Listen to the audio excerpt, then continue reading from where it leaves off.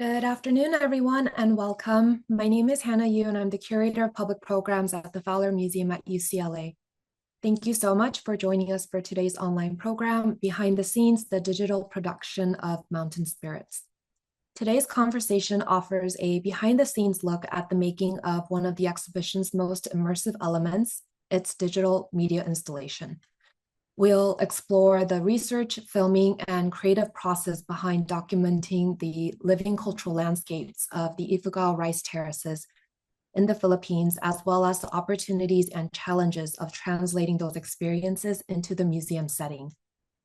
Joining us today are Amy Landau, co-curator of Mountain Spirits and director of education and interpretation at the Fowler Museum, and Paul Connor, who directed the exhibition's digital production and works with UCLA's Division of Social Sciences on media production and research projects.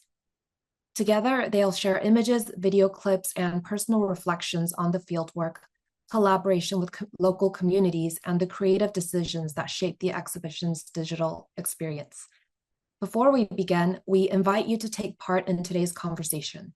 If questions come up during the program, please share them using the Q&A function at the bottom of your Zoom screen, and feel free to upvote those you'd like us to address.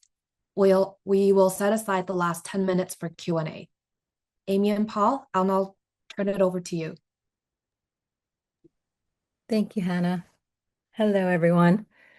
Paul, do you want to? Okay, perfect. So let's begin with one of these beautiful images Paul took when we were in Ifugao. And just to set us with geography, we were in the town, we're in the town of Kiangan, which is located in Northern Luzon. The Philippines is made up of many island groups, and two of the largest are Luzon in the north, where we were, and Mindanao in the south. So, thanks to Henry Luce funding, Paul and I were able to go to Ifugao twice during peaks of the annual wet rice cycle. So, one during the planting season in March, and then harvesting in July. That was in 2025. Ifugao is about 8 to 10 hour van or car ride north of Manila, the capital. Those two trips were really foundational for the immersive installation we're going to talk about today, comprised of video and a really beautiful soundscape.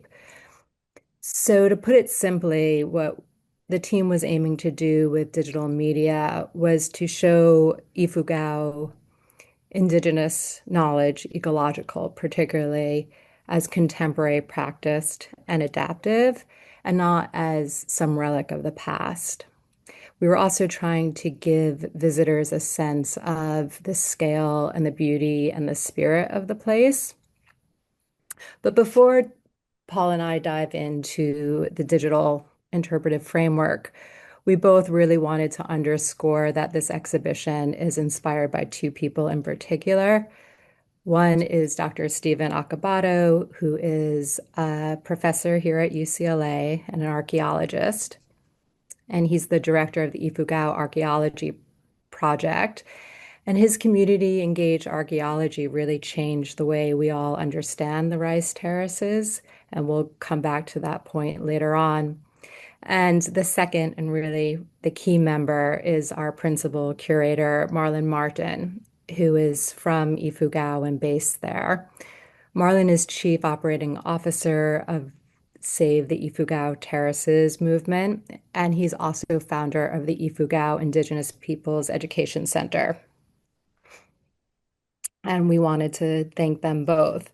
Also, a very quick shout out to UCLA's Southeast Asian Archaeology Lab, who are our members of which were our guides there in Ifugao. So, a quick shout out to Maddie Yakal, I'm sorry, Earl Hernandez, Mark Francisco,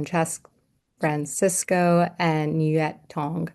And I would be remiss also to not highlight the wonderful work of another co-curator, Gassia Armenian, here at the Fowler. And really importantly, Paul Connor. I think The video is so artfully done and so seamless within the exhibition space that I think we forget actually how much work, labor, and expertise went into it. So, a special note of thank you to Paul, and he'll really be the principal voice in this conversation. So, with that, Paul, can you speak to us a bit about the collaboration? Yeah, thank you, Amy. First off, yeah, Stephen brought me in on the project. Stephen and Amy had developed a grant and worked on that, and they knew that they wanted video and an immersive exhibit. And Stephen knew some of my work, and so he brought me in, and I talked with Amy about the project and learned about what the museum was doing, and it was really such a great opportunity. And thank you, Amy, for also bringing me into the museum and finding out, your processes over there and meeting the whole team over at the Fowler, which is an incredible team. I definitely want to give a shout out to, everybody who worked on the project. There's Justin, who is the exhibition designer, Liz, who her team, builds everything there, is an integral part in putting all of these together and making sure lights are in the right places, and that they don't shine on the videos, but also, mounting the objects. And Gazia and everybody on the team, it was really incredible to meet everybody, and then to kind of get started working on what this was actually going to look like. Um, so yeah. So, with that, do you Uh, want to show a clip of the interior? yes. So yeah, now we'll talk about creating the exhibition. And here's a little taste for those who haven't seen it yet. Um, so yeah. And Amy, I think you wanted to talk a little bit about, when you were writing the grant and thinking a little bit about the initial stages of what an exhibit might look like. Yeah, so initially, an underlying goal was to make sure we're pushing back against a traceable pattern, which is a history of museums presenting indigenous cultures as they belong to the past. Objects entering the collection, so the majority of objects in or cultural belongings in this exhibition are basically 20th century. Labels describe the objects often in the past tense, and visitors tend to leave believing they are looking at a vestige of time. So, one of our most important goals was to resist that framework, and nothing about Ifugao was frozen in time. The terraces continue to evolve, rituals continue, families continue to work collectively on the land, and the knowledge is passed down from generations to generations. So every curatorial interpretive decision that we were making together became opportunities to communicate that this is really a living cultural landscape rather than a historical construction we were creating. Um, and what I think the digital does well, along with the texts we wrote, is connect things that museum categories tend to separate. So that means like objects and their use, agriculture and ritual, the architecture and landscape, and history and contemporary life. And so the digital really again and again points to the interconnections of these relationships. Um, we did talk a lot about what would be an immersive experience at the beginning, and it really took the team and Paul to narrow down what that looked like in this particular instance. Paul, what are your thoughts there? Yeah, I bring this slide up because one of the initial conversations when I was talking with Amy, she said we want it to be immersive, and I said, "Oh, okay. Well, immersive is a big field that can be defined many different ways." And so I asked, are you looking at like doing AR, VR headsets? Or is that something that we're looking at, like give people a 3D view on the ground. And that's a wonderful way of going, and there are some really cool things that can be done in that area. But as we sort of talked more about it, and the fact that it's a museum where people are coming in, there's other ways of immersing an audience. One of them being, very large projections, and the soundscape, and bringing people in that way. And even the story, seeing the people story immerses, just something that actually makes you see something that you wouldn't have seen otherwise, and be brought into people's story that will immerse you and bring you there. And so this is right at the beginning of the exhibition when you walk in, and this is really set to take you out of Los Angeles. You are now in the mountains, you are immersed in the mountains. And one thing that came out in, we had big Zooms where like the whole team was on it. And Marlon Martin said, the mountains are always there. They're always a part of our life. And that really stuck with me, like, oh, we need to feel the entire time that we're in this exhibit, that you're in the mountains. There's 100 objects in here, as well as all these videos. And the entire time you should feel that you are in the mountains and these objects are there and you're learning about what's happening there. So, yeah, that was achieved through, large, large videos, and the soundscape. Yeah. And we also spoke quite a bit about that initial view when you Mm, entered. yeah, yeah. Do you want to talk to us a bit about that view of the mountains when you walk in? Yeah. Well, so that's in Kyangin, which is where we were sort of based. I mean, we moved a lot to lots of different areas, but that was kind of the base, and there was some research happening there.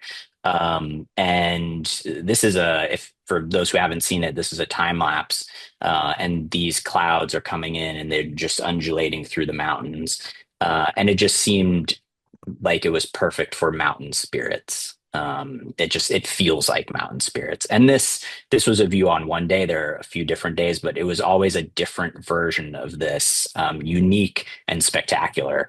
And so this just felt like the moment that was best able to you step through the doors and hopefully forget that you're in Los Angeles. And judging by a few people that I've seen come through, I think it does that, and that Yeah. was a special moment for us. Yeah. And just as you had that moment thinking about what Marlon said, I remember when Marlon and Stephen were talking about the title.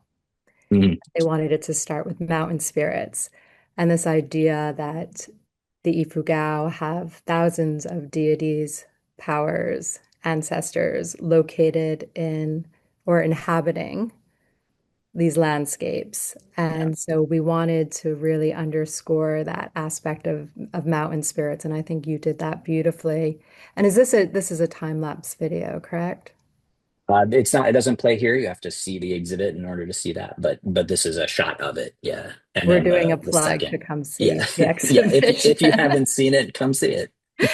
And another Um, thing that we wanted visitors to experience is also that the materiality on view, the cultural belongings, the materiality of agriculture is made from the natural resources locally. So yeah, whether that be like the cotton, which is used in the textile you see in this frame, or the colorants, for example, or the rattan of the objects or the baskets, it's coming locally. And we wanted that sense of awe in terms of what Dr. Keltner describes as like removing oneself from sort of the everyday and nature being one of those elements of awe. And to start off not so much in a didactic way, so not seeing the intro text the first thing, so not a didactic approach, but really inspiring sort of an emotional connection with the land because ecological knowledge is the main theme woven throughout, so to speak. Um, and then you brought up soundscape. And, Yes. I really wanted to pause here as a way of an immersive experience. And I know you worked quite hard with the soundscape, and we spent a lot of time trying to get really good audio Yeah. in Yeah, Ifugao. definitely. So, Yeah. can you take us through your creation of the soundscape for this particular exhibition? Yeah. Let's start off with just a taste here. So we'll just listen for a minute.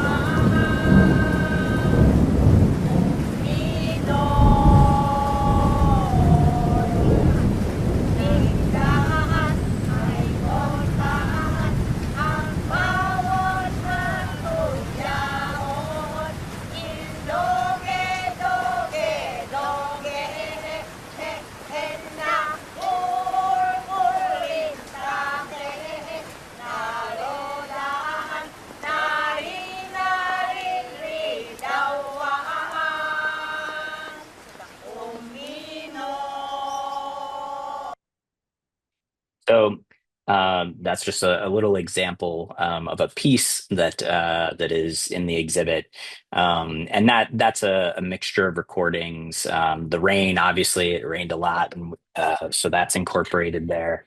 And this just gives an idea down on the bottom. That's sort of a mixing panel, virtual mixing panel, and there were more than 36 tracks of audio that were put together for the entire soundscape. And the interesting thing about the soundscape in this exhibition is it's actually the entire space, so 3,500 square feet of the exhibition space is all covered by 7 speakers. There's 9 projectors and 4 other screens, and the sound envelops the entire area, and it's treated as one, even though there are sounds that come from individual videos, you hear it everywhere. So the mix is actually, you could be across on the other side of the exhibition space and hear something on the other side that maybe you saw before, or just brings your attention over there. And so that was really something to work on with the setup in the space, and was really a lot of fun, and a lot of work, but everything that was recorded in the field made it in. And it's a matter of sometimes having too many sounds, because there were a lot of roosters around. There's a lot of things that have to kind of be mixed so that you hear them, but there's not too much. And then there's elements you don't see here, but there's also elements of when they're harvesting sounds from that. So it was really it's an extensive soundscape. Yeah. Yeah, and we all worked quite closely with Justin, the designer, right, to create those vistas so you could see different parts of the exhibition. Yeah, yeah. So that was when Justin came in with the design. There were there's a lot of evolution, which is a really interesting thing from sort of the beginning ideas to sort of where it ends up at the end. And one thing that came in was the walls. You could see through some of the walls, which is really cool. It does also make it that audio is going to pass through all of those, and so it was fairly early on, sort of realized, there's no way of containing the sound in a particular spot, like just to one video. And also maybe if we could with sound showers or something, but it would actually be because it would be more interesting to have it all be one, because again, the whole time the mountains are present, so having kind of a cohesive one where elements come in different areas of the exhibit, you're still in the mountains the whole time continuously. But yeah, Justin's design really was really special, and it's fun when you catch a new glimpse from one angle versus another, and you see a piece of one video next to another video with an object in between. There's really some nice sight lines, so that was Yeah, really fun. And the sound of the rain also was really important for us Yeah, because, Ifugao, I think it rains, what, like 11 feet annually or something is something quite. like that. It's almost to the ceiling of the exhibition space. Yeah. Um, so, and the rain sort of, yeah, exactly. Oh, yeah, I see what you're saying. Yep. Yeah, it's almost the amount of rain. Yeah, I've heard Gazia and some tours say that, so that this is the amount of rain goes to the ceiling, essentially, in the exhibition space, which is Yeah. conveniently worked out that way. And in that clip, you're combining two locations, right? Hapao Yeah, 1, which is one of the five UNESCO yeah, recognized terraces in Hungduan. Um, mhm, and that has a very different character than Batad, which we'll see next. Like yeah, Hapao yeah, was very sprawling, yeah, right? yeah, With these wonderful water irrigation channels we walked on while filming, and yeah, hot springs too. yeah, So another point that you brought up during the planning of this exhibition is desiring to show the scale of certain places, well, throughout Ifugao, particularly in an area like Batad. yeah. Photographs really fail to communicate that scale. So take us through how you shot for that and that how does it carry into the physical space? Yeah. So this is Batad. And one of the things that struck me on the first trip in March was I'd seen some photos and a little bit of video online of Batad, just have an idea what I was where I was going. And when I got there, I was struck by the scale of this. And I was like, we have to be able to show the scale of what's been created here. When you walk out there and you see the irrigation channels, you see these terraces that have been built, the paths along that they're walking on, you go, this is an incredible feat. And the scale of it is also an incredible feat. And so this shot, by starting kind of on the side there, and you see people for scale, you have a tree there as well. You can see that, these terraces are 10, 12, 15 feet high in some cases. And also the fact that this drone is moving to the side, it gives you that effect, just sort of a parallax effect that um, it makes it a little bit easier to see the height of them. And then actually this in the exhibit goes further and ends up pulling back to a point where photos where they show like top to bottom, Batad, it looks like the terraces are, an inch high. But being able to go from this viewpoint where you see that they're 12, 13 feet tall to where they're just an inch high is really fun. And that's literally the second image that you see walking into the exhibit. So Mhm. yeah. And also just to talk about this, how steep it is, right? So there was Yes. quite a bit of climbing. And Yes. with an area like Batad, you don't sort of drive into the terraces. You're let off sort of at an outlook above. And so there's quite a bit of walk just to get Yeah. into the Yes. terraces and then to leave. And who we're seeing here is Jarek, who is one of our guides in Batad. And so he was going back and forth between showing us around and also participating in the harvest. Yeah. Um, so do you want to say anything about that? Well, first, he's amazing. Um, he was super great taking us around and literally working at the same time. So he would sometimes kind of drop us off in a spot, like walk us to somewhere and go, "Okay, you're good here." And then he would take these rice bundles, which weigh 15 pounds a piece, put them on a stick they called batadware, and then run it over to a granary, and then come back. And then walk us to another spot.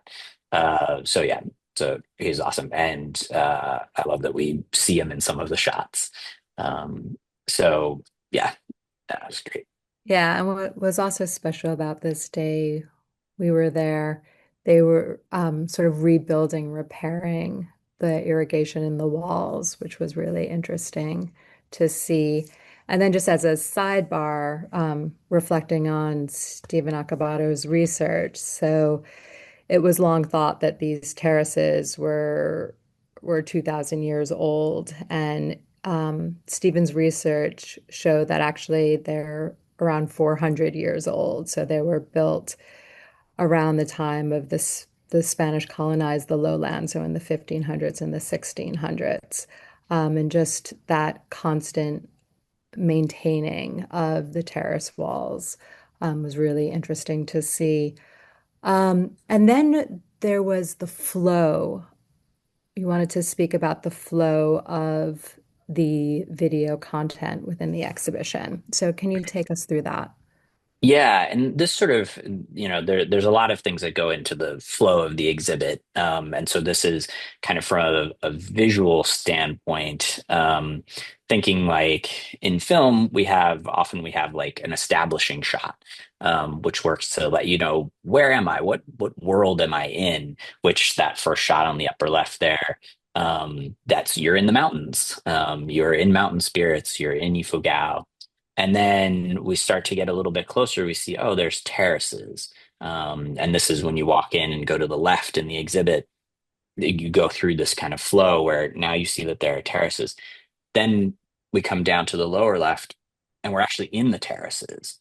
And you start to see them on the ground. You start to see a little bit more. There's people in these terraces. And then we get even a little bit closer. We get down into the community. We see what they're working on, how they're living. And and then we get even closer where we have individuals who are working or doing a ritual or just living life, and we get down close with people. So that's like a close up. So in film, we've gone from an establishing shot to where we are down. We've gone closer and closer, and now we're in close ups. Um, And what we don't see here, and what visitors see in the exhibition, is this beautiful montage you put together that underscores the biodiversity of the yeah, terraces. yeah, So I know that was a surprise for me on our first trip last March. It's like actually how much grows in the terraces. So like different legumes and taro and pineapple, yeah. tilapia ponds. Um, so much more I'm not listing here, but that's also a beautiful collection you put together in the Thank first you. room. Yeah. Yeah. Yeah, it's beautiful. There are so many things there, and those are also like close-ups. Those are really seeing, getting down on the ground and seeing vegetables that grow. So it was all this kind of trying to bring people in, so you know where you are. You get down, you're in the terraces, and then you're in the terrace. So Mhm. um, yeah, and And then hmm, oh, sorry, yeah. Yeah, I was thinking about the benefits too of doing this project at a university museum. We started out by saying how many people, departments, units collaborated with this. And there were also a lot of students involved. Professor Akabato was teaching a community engaged archaeology class during the preparation for this exhibition. So we had insight that the students shared about what they were interested in, yeah, what they would be yeah, interested in knowing, what they already knew. And this issue of understanding the materials, the cultural belongings, the baskets, the knives, the model of an Ifugao house in its actual context was important, and to see how tools work, right? So yeah. we wanted to make sure we contextualized the objects as much as possible. This is an interesting object. It's a model of an Ifugao house, and sort of Ifugao architecture um, captivated the imagination, particularly during the World's Fairs. So the Ifugao house really became an icon of Philippine architecture, and was represented in like the 1904 St. Louis World's Fair. And here we see this diorama, which you have seated on the right, representation of a Mumbaki, a ritual specialist, a ritual box, a mortar and pestle. Really odd scale there, actually. Um, but we wanted to really focus on the actual architecture, which you see placed very close to this model that Paul just played. And do you want to say Mhm. anything about creating that sequence of images or recollections of the architecture? Yeah, I mean, first off, I thought from a museum standpoint, just as someone who goes to museums sometimes, that it's really interesting to have the objects and then be able to see them actually being used in the real context today. Because sometimes you go and objects are from a long time ago and nobody's using those anymore. In this case, they were, and so we really could see people using them, and it changes a little bit, and even the houses, like these are traditional houses which are very much there, but then in the video it shows there are traditional houses, then there are houses that are like this but have metal roofs, and then there are even sort of more, I guess, modern houses, maybe you would call them as well, that are all in the landscape, all intermixed. Sometimes you'll have all three on one little property, and that video sort of shows that, and really, yeah, it was fun to put that one together because when you're there you see all of that and it's very interesting, and I wanted to share everything that we could with the audience, with everyone who Yeah. comes. And we Yeah, have some more examples, but before we yeah. move forward, let's just Mm. go back to that previous, because like this came up, for example, during install. So we realized that there's glare on some of the vitrines.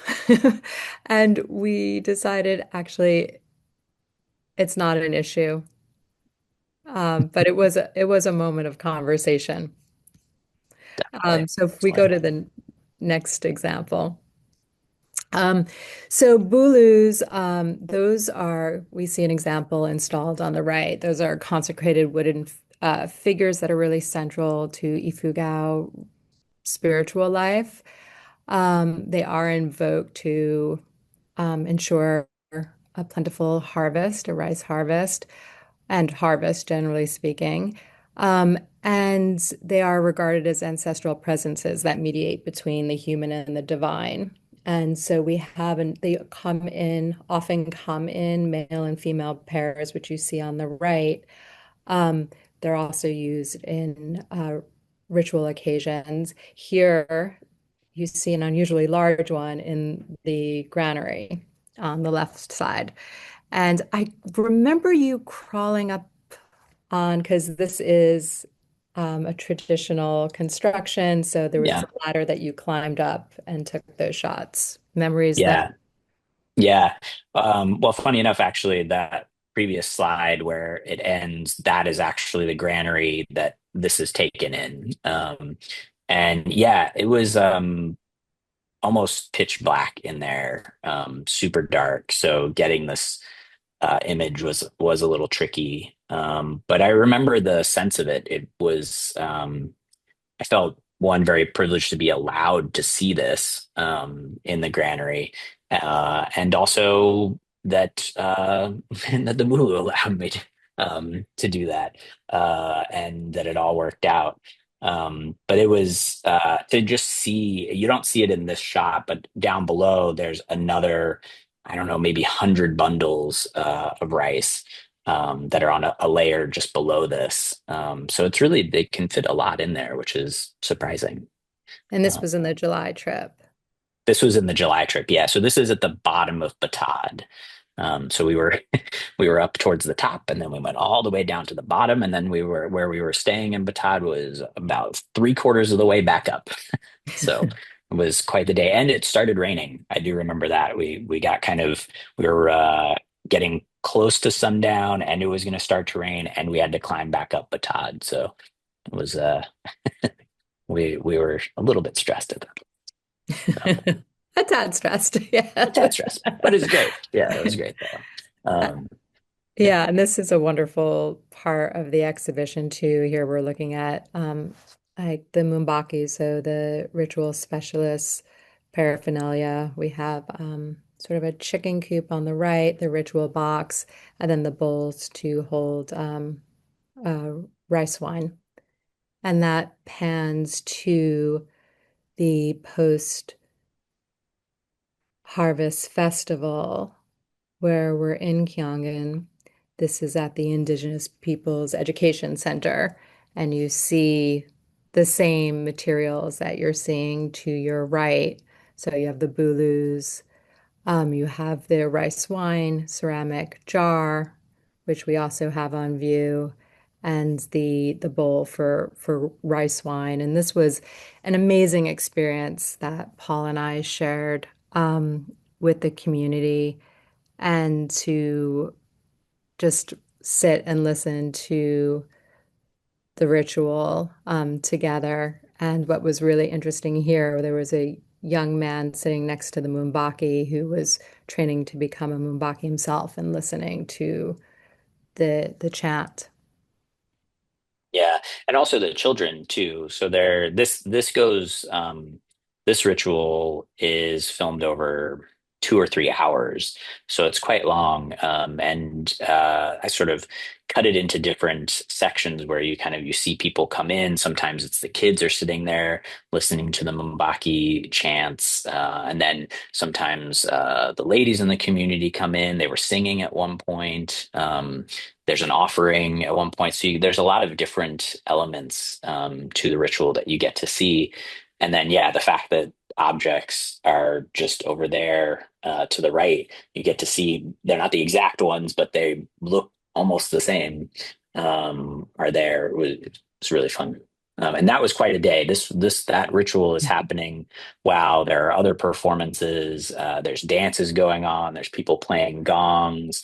So that was a day where we didn't hike very far, but I still managed to put about 4 miles just going around the iPad Center, which is, maybe an acre of land. I don't know. It's a, relatively small area, and just going back and forth between recording here, recording dancing, recording weaving. That was quite an intense day. But really fun, and so much was going on, and just everybody from the community being there was super fun, and great food as well. Yeah. And we really did sort of shift how we approached this engagement from, I think it's fair to say, from the March trip to the July trip in terms of letting go of certain plans. Mm. Right.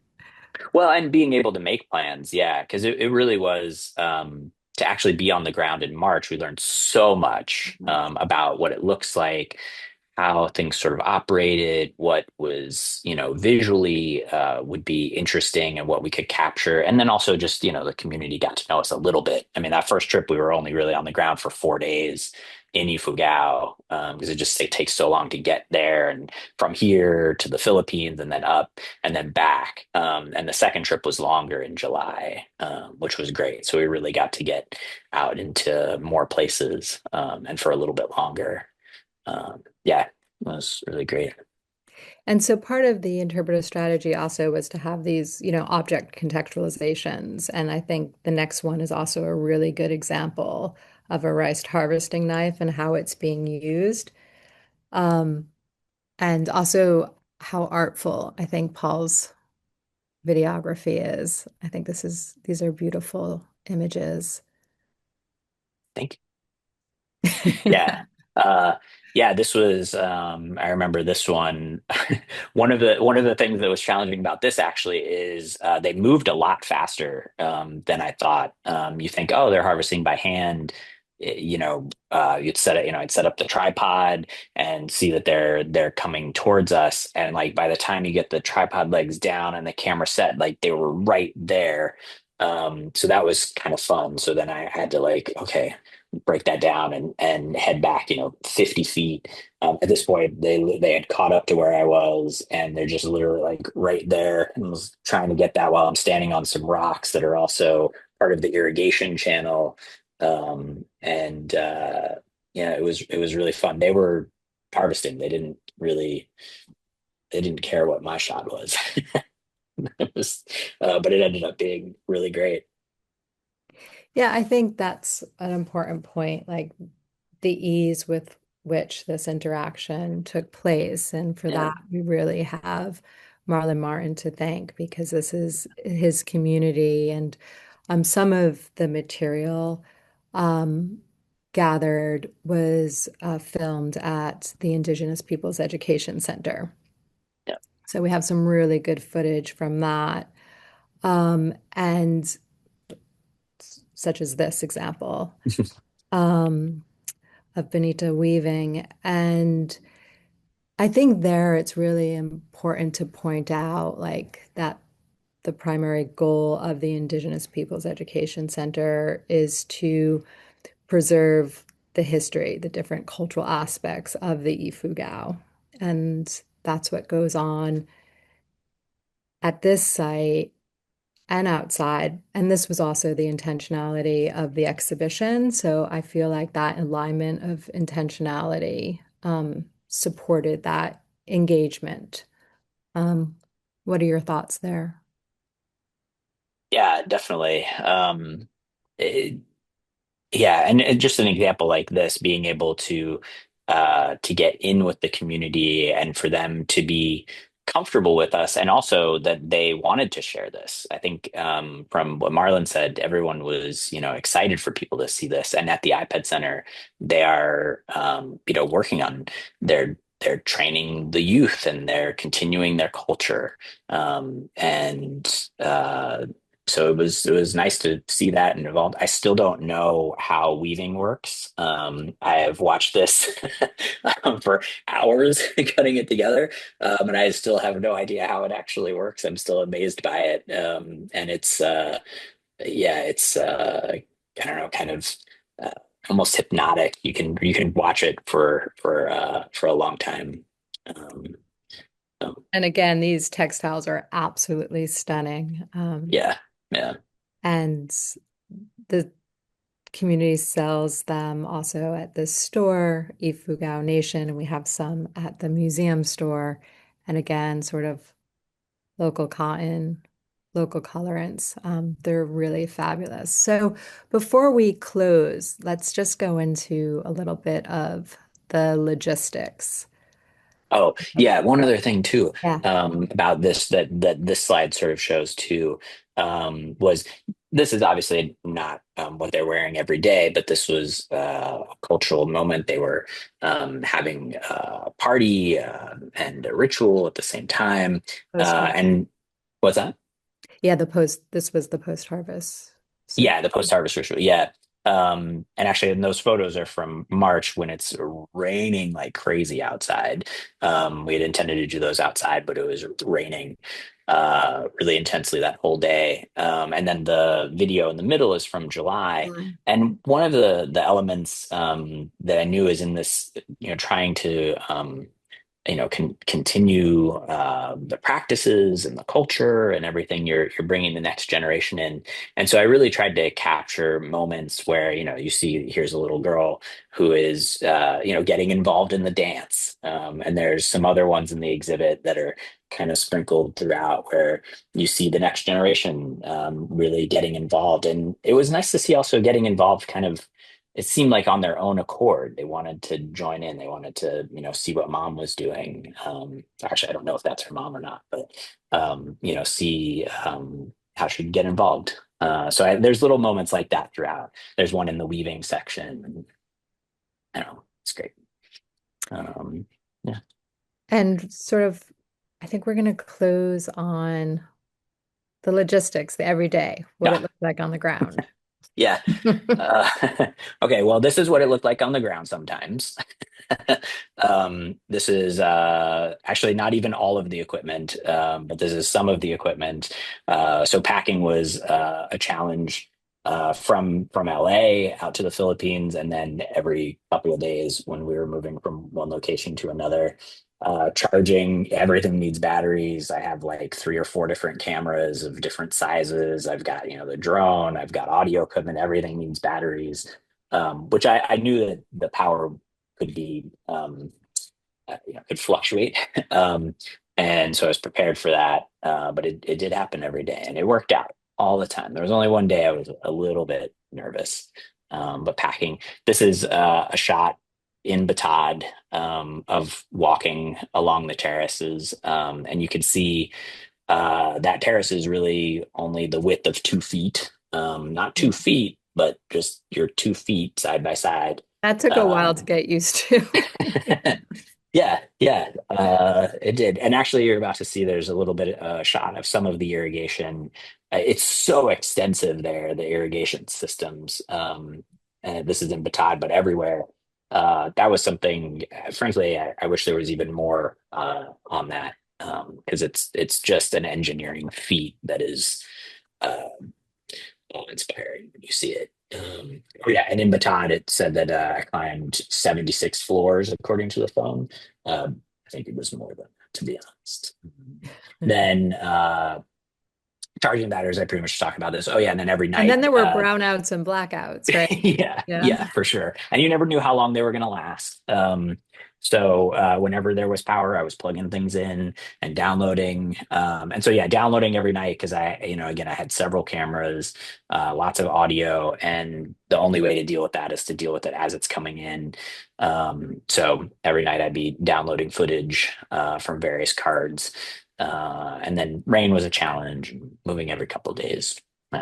But well worth it. And every day, just looking out the window or actually going out and hiking just made all of it worthwhile because it's beautiful and amazing there. Um, What do you think the and temperature was in July when we went? it was slightly cooler than I was prepared for and slightly less humid. But it was about like low 80s for temperature. And then it was probably in like 80% humidity. It was very humid, but I think I was prepared for like 90 and 90. So in the mountains, it's a little bit cooler and a little bit less humid than like Manila. Um, Mhm. Manila was very hot and very humid. But yeah, What, uh, and before we close, what's one of your favorite memories from the trips? oh, that's a good question. I really enjoyed being in Hapao. Mm. Um, Hapao is the one that is sort of a wider expanse. We were right in the middle of it in a homestay. So literally just right in the rice paddies next to the river that goes through it. There's actually shots in the exhibit that where you can see where we were staying. And it just had such an incredible feel to be there. And we had been there in March briefly, and I ran into one of the farmers there the second time. I was out like trying to get a little bit of footage before the sun went down and ran into him again, which was just so great. And he recognized me, and I was like, "Oh, hey, you let us in." And I mean, most everybody speaks English. He uh, didn't quite, but enough that we could communicate, and we just, I don't know, he was cool, and we kind of got along well, and that was awesome to see him. So that was Victor, um, and yeah, that was kind of how I really enjoyed Hapao, but honestly, everywhere was amazing. But Hapao is a special special place. Yeah. How about you? Um, I have to say I had a really wonderful experience all throughout, but Mm, Habao had some personal memories for me in that where we were staying, the father who had passed away was a lawyer and a professor.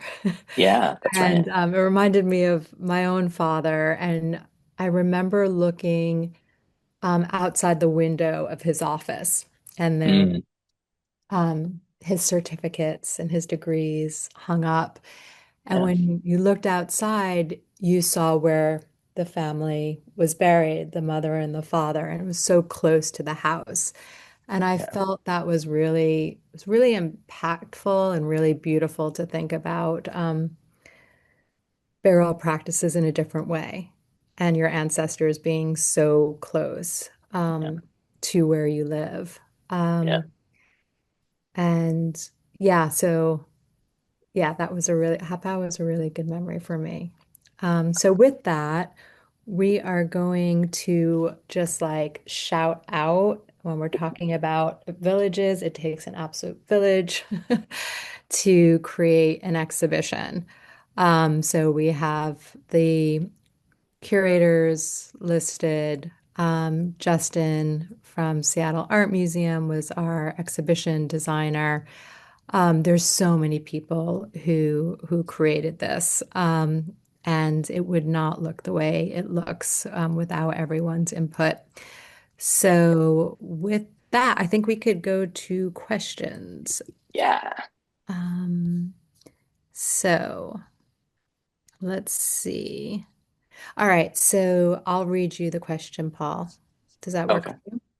Sure. Yeah. Or can you see it? So I'm trying to bring it up. when editing soundscapes for an exhibition like Mountain Spirits, you mentioned making decisions like attenuating rooster calls so other Mm, ambient layers could emerge. How do you navigate the boundary between documenting a site's literal acoustic reality and constructing an immersive museum experience? In doing so, how do you decide which sounds constitute the signal and which are the noise? mm, mm. A Oh, great that's a question. that's a very good question.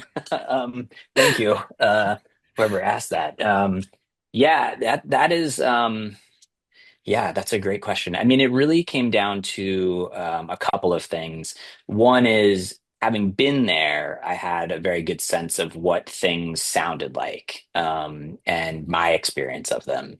And absolutely, it was like, well, I want this to be authentic to what's there. So all of the recordings are from there, are from, if it's rain that's there. The rain does sound different depending on where it's hitting, all of that.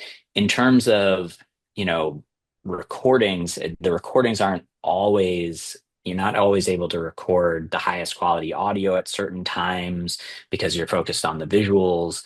And so sometimes things get moved a little bit.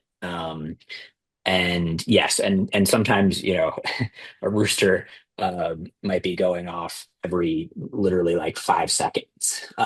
And sort of had to figure, well, that may be too much to take in, that you may be too much in the mountains at that point in the exhibit, and especially with other things going on. So when you've got, 9 different screens go, or 9 different projections and then 4 other screens, you have to kind of bring some of those elements in at certain times. And so that was the challenge, to make it not overwhelming.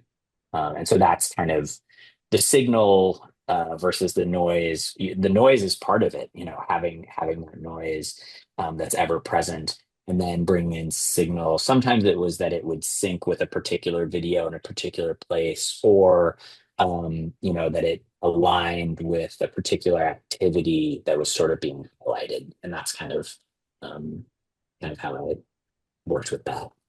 hmm And the Great second question. question, you addressed some of it, but I think there's an aspect we could really bring forward.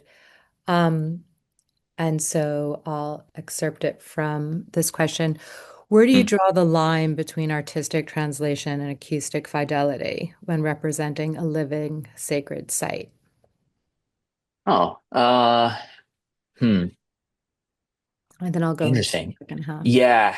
Um, I mean, it's genuine. So in the moments like with the Mbaki, that is just the audio that's happening there.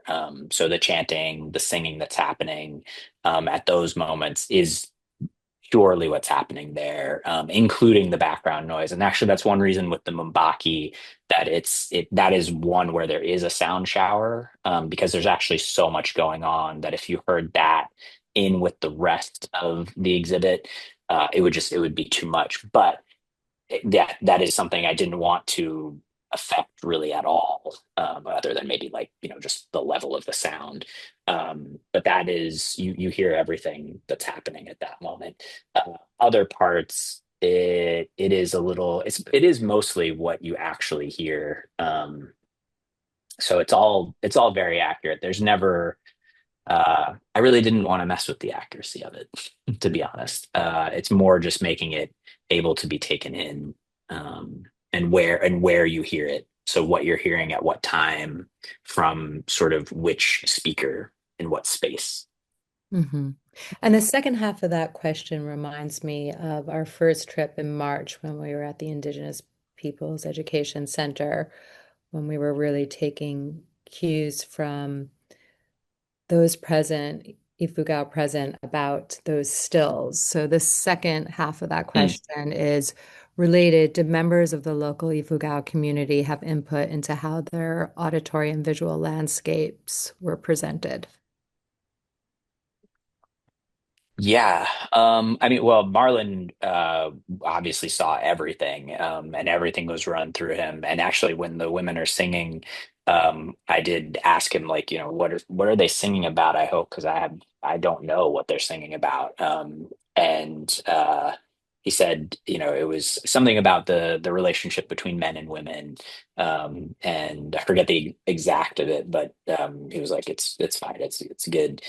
So he really had the input. Stephen had input. In terms of local input, I don't know. I mean, Marlon may have put some things past people so that they could see it. Some of the cuts that were put together, but a lot was this was what they were performing. This is what they were doing, and they were willing for us to document that. So, and the dress, they they were doing that, I believe, on their own. We were happened to be there on those days, or they lined it up so we would be there on those days. And that's they want to show the traditional dress. And I mean, I did actually show, I would take sometimes the photos and then show them, and they're very comfortable. They're posting also themselves on Instagram sometimes and Facebook and everything. So Hmm. um, yeah, And people like were we comfortable. mentioned before, that's very much a key objective of the Indigenous Peoples Education Center is to keep those traditions alive, Yeah, right? yeah, Um, yeah. so um, okay. These are I don't, great questions, by the way. yeah. So we have two more. Yeah. So when you were filming, were there particular themes, emotions, or relationships between the Ifugao people and their landscape that you wanted to emphasize? That's a great question, That too. is a great question. Yeah. Yeah, definitely. Like the harvesting, the relationship to harvesting, and also the planting. We got some of the planting as well. I mean, I felt very much like, I mean, an observer, like especially on the first trip, like I have no idea really what I'm walking into.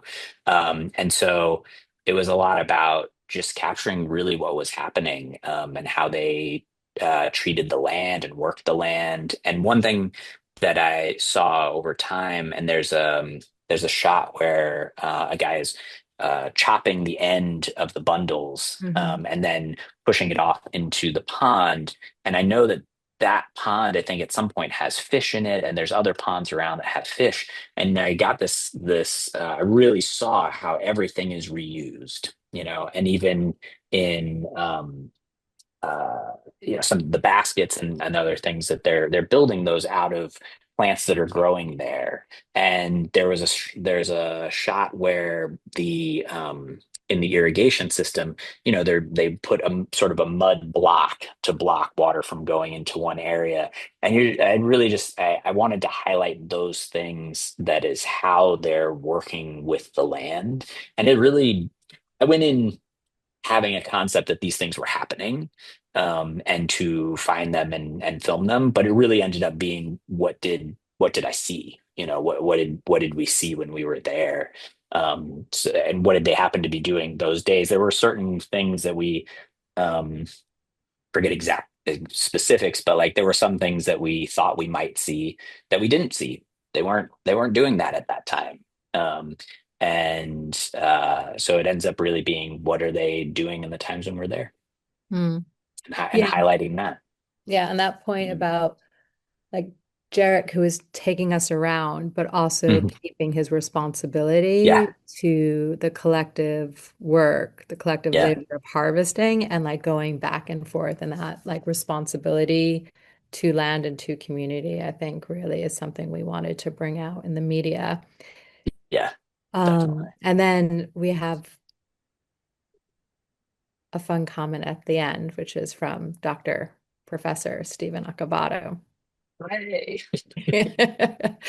Red Horse or San Miguel? Oh no, I don't want to get in trouble. I don't know if I could answer that.